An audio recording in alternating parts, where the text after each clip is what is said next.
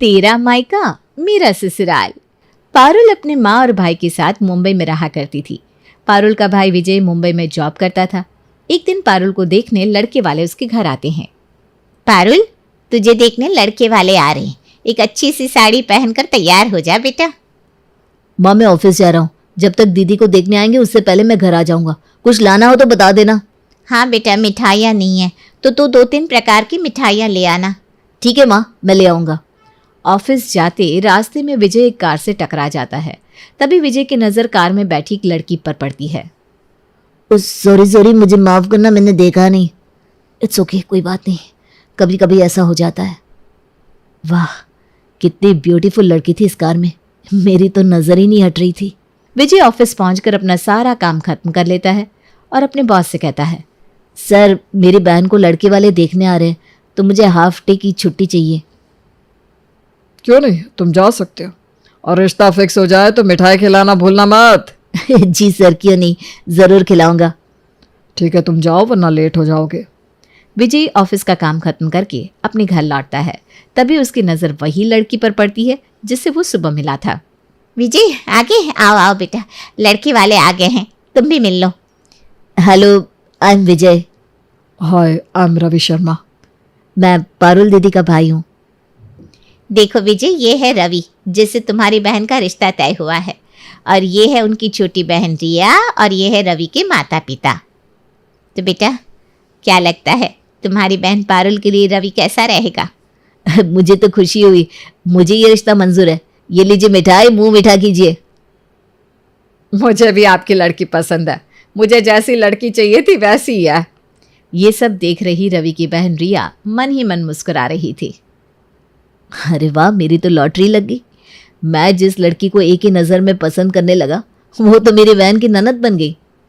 मुझे तो बहुत ही खुशी हो रही है। अब जल्दी जल्दी शादी की तैयारी करनी होगी। कुछ ही दिन में पारुल और रवि की शादी हो जाती है और पारुल अपने ससुराल चली जाती है। पारुल बहू, आज पग फेरे का दिन है। आज तुम्हारा भाई तुम्हें लेने आएगा ना? जी माँ जी। तो तुम जल्दी से पग फेरे के लिए तैयार हो जा, विजय आता ही होगा। ठीक है माँ जी, मैं तैयार हो जाती हूँ, तब तक भाई भी आ जाएगा। ये सुनकर पारुल की ननद रिया मन ही मन मुस्कुराती है। कहीं ना कहीं रिया को भी पारुल का भाई पसंद आने लगा था। अरे वाह, विजय जी आ रहे हैं, मैं आज भी उनसे मिलूंगी। रिया, तू भी कुछ जाकर चाय नाश्ते का इंतजाम कर ले, विजय आता ही होगा। उधर पारुल की माँ ललिता विजय से कहती है, विजय, आज तुम्हारी बहन शादी के बाद घर आ रही है, तुम जल्दी से तैयार होकर उसे लेने चले जाओ। हाँ माँ, मैं अभी तैयार होकर जाता हूँ। और रास्ते में से मिठाई भी ले लेना, बहन के ससुराल खाली हाथ नहीं जाते। ठीक है माँ, जैसा तुम कहो।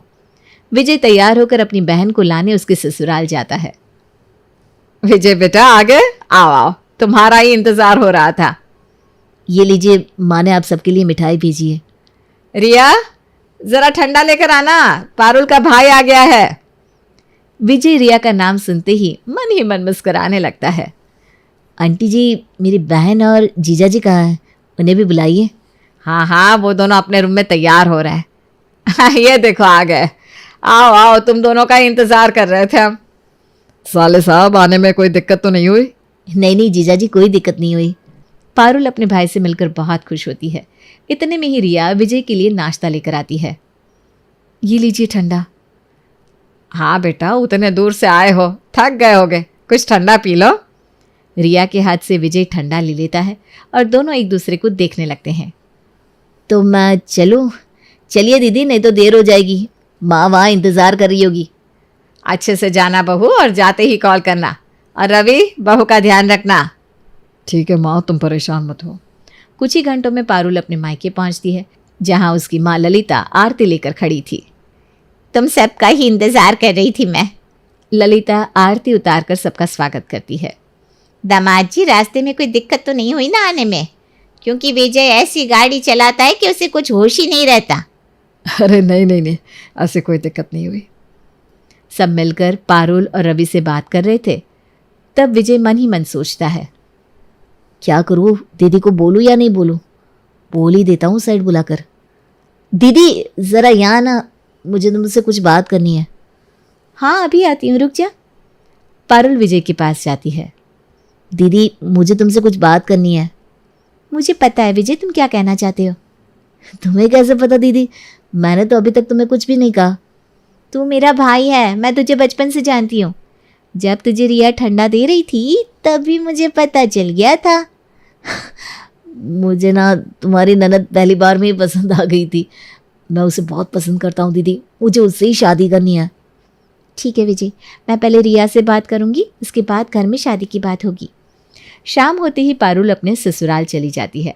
ससुराल जाते ही पारुल अपनी ननद रिया को बुलाती है। ननद जी, मुझे आपसे कुछ बात करनी है।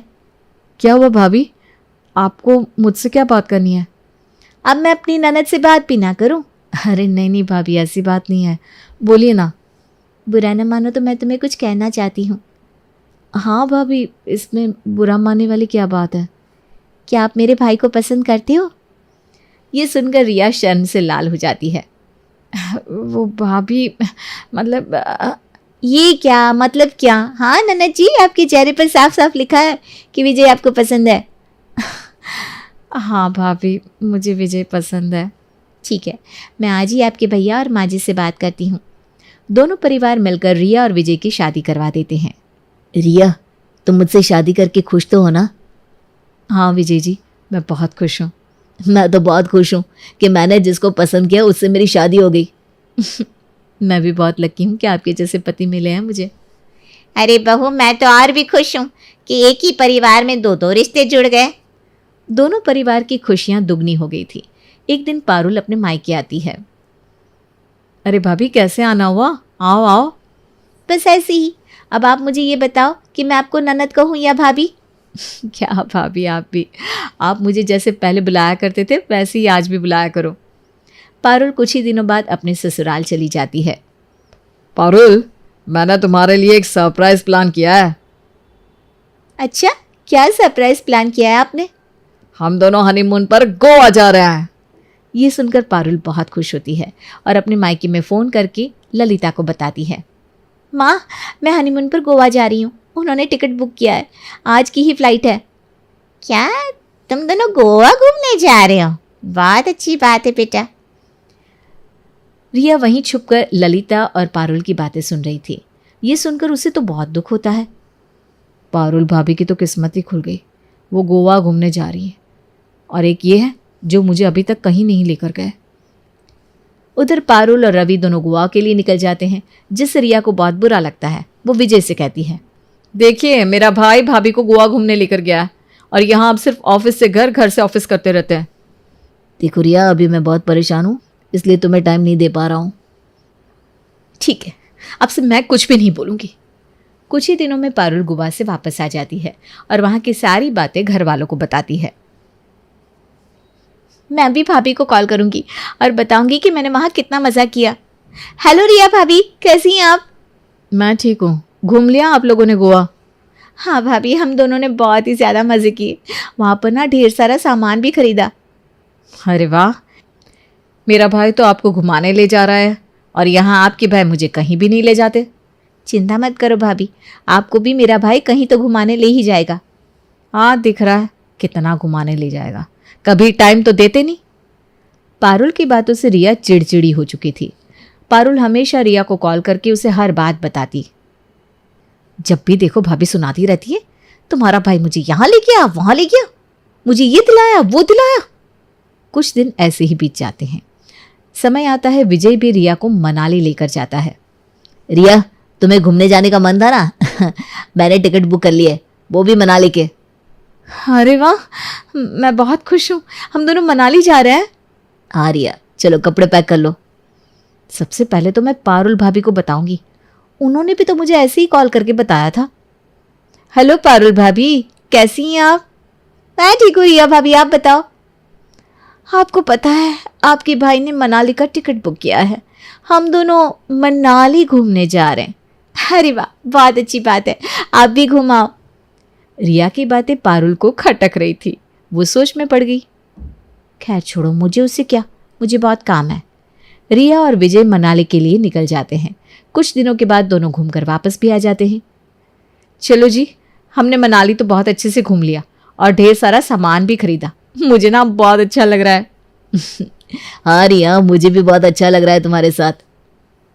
क्यों ना मैं भाभी को बताऊं कि मैं कहाँ कहाँ घूमने गई थी। रिया आते ही शाम को पारुल भाभी को कॉल लगाती है। हेलो पारुल भाभी, कैसी हैं आप? घर पर सब कैसे हैं? और रिया भाभी, अब तो मनाली से घूमकर भी आ गई। हाँ, आज ही सुबह आई हूँ। पता है भाभी, हमने बहुत जगह घूमी और आपकी भैया ने मुझे ढेर सारे कपड़े और ज्वेलरी भी खरीद कर दी। ऐसे ही रिया अब हमेशा पारुल को कॉल करके ताने पर ताने देकर सुनाया करती। एक दिन अचानक, रिया भाभी, आप यहाँ अचानक कैसे आना हुआ? अरे रिया, तुम्हें अगर आना ही था तो एक कॉल कर देती। क्यों, ये मेरा घर नहीं है क्या? मैं यहाँ नहीं आ सकती? अरे ऐसी बात नहीं है रिया भाभी, अगर आप बता देती तो मैं आपके लिए कुछ बना कर रखती। कुछ दिन रिया अपने मायके में रुक जाती है। तभी एक दिन रिया कहती है, अरे भाभी, आपके गले में ये सिटी गोल्ड क्यों है? अरे क्या करूँ, बहुत गर्मी है, इसलिए मैंने अभी ना ये सिटी गोल्ड चेन डाल के रखा है। अच्छा, अब बहाना भी मार रही है। ये कहिए कि आपके पास सोने की चेन नहीं है। अरे रिया भाभी, ऐसी बात नहीं है। क्या हुआ अगर मेरे पास सोने की चेन नहीं है तो? रिया, तुम्हें तमीज़ नहीं है अपनी भाभी से कैसे बात की जाती है? ठीक ही तो कह रही हूँ माँ, हमें ही देख लो। मुझे तो विजय ने एक महंगा सोने का चेन दिलवाया है। ये सुनकर पारुल को बहुत गुस्सा आता है। अच्छा, ये रिया भाभी अपने आप को समझती क्या है? हमने ही इनकी शादी करवाई और आज हमें ही ताना मार रही है। इस तरह पारुल और रिया दोनों के बीच में अनबन पैदा हो जाती है। रिया के जाते ही, मैं अभी जाकर रवि जी से एक सोने की अंगूठी खरीदने को कहती हूँ। सुनते हो क्या? आपको तो सिर्फ काम ही काम दिखता है। अरे अभी तो ऑफिस से आया हूँ, बोलो क्या कह रही थी? सुनो जी, मुझे भी ना एक सोने की अंगूठी चाहिए। पारुल सोने की अंगूठी खरीद लेती है। अब आएगा ना मजा। अब मैं भी बताती हूँ कि मैं भी कुछ कम नहीं हूँ। हेलो रिया भाभी, कैसी हैं आप? घर पर सब कैसे हैं? सब ठीक है, आप अपना बताओ। क्या बताऊँ आपको, आज ही ना मैं एक सुनार की दुकान गई थी एक सोने की अंगूठी खरीदने।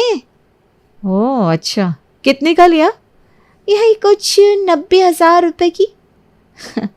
मेरा भाई है ही इतना अच्छा कि आपको हर चीज़ खरीद कर देता है।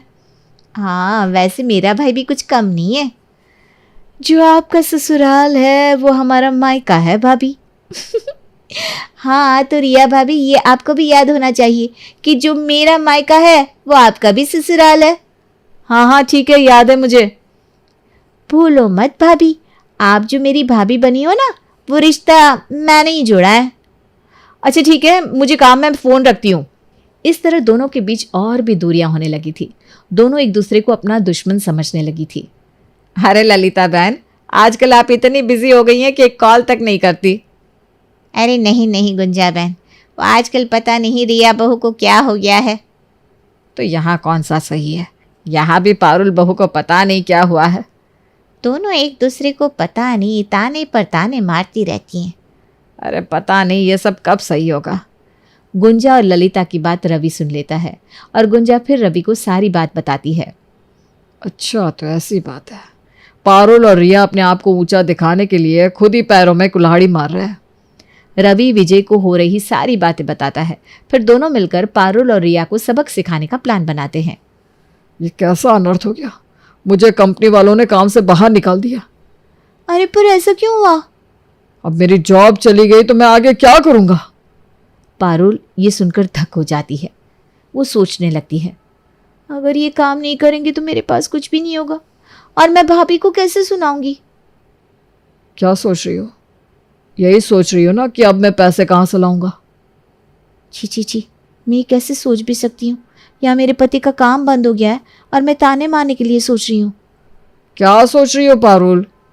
हे भगवान, रवि जी इतनी मेहनत करके पैसे कमाते और हम सिर्फ ताने मारने के लिए और दिखावा करने के लिए पैसे खर्च कर देते।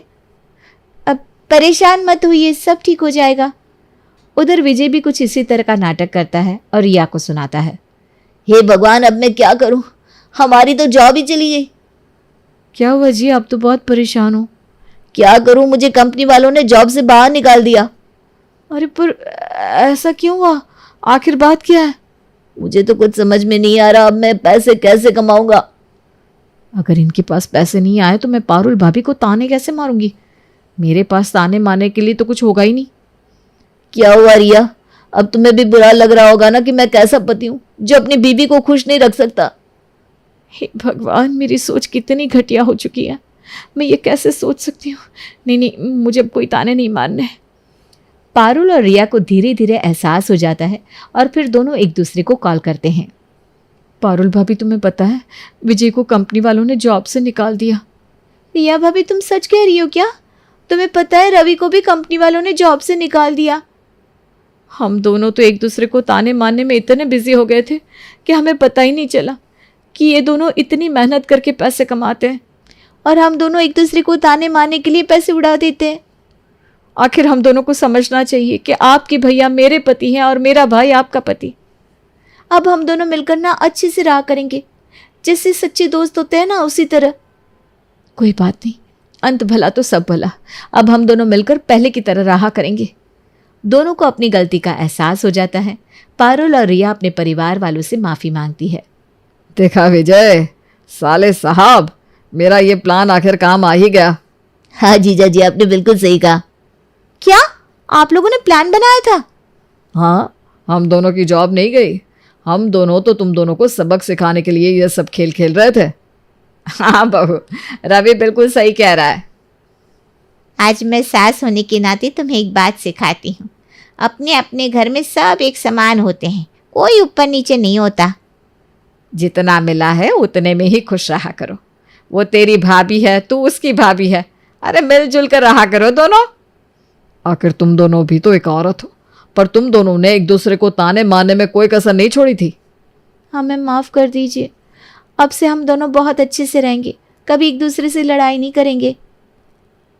तो जान ले बहू, अगर एक आलू सड़ेगा तो उसमें रखे सभी आलू सड़ जाएंगे। इसलिए सभी को अच्छे से मिलजुल कर रहना चाहिए। इस तरह दोनों सुधर जाते हैं और मिलजुल कर रहने लगते हैं।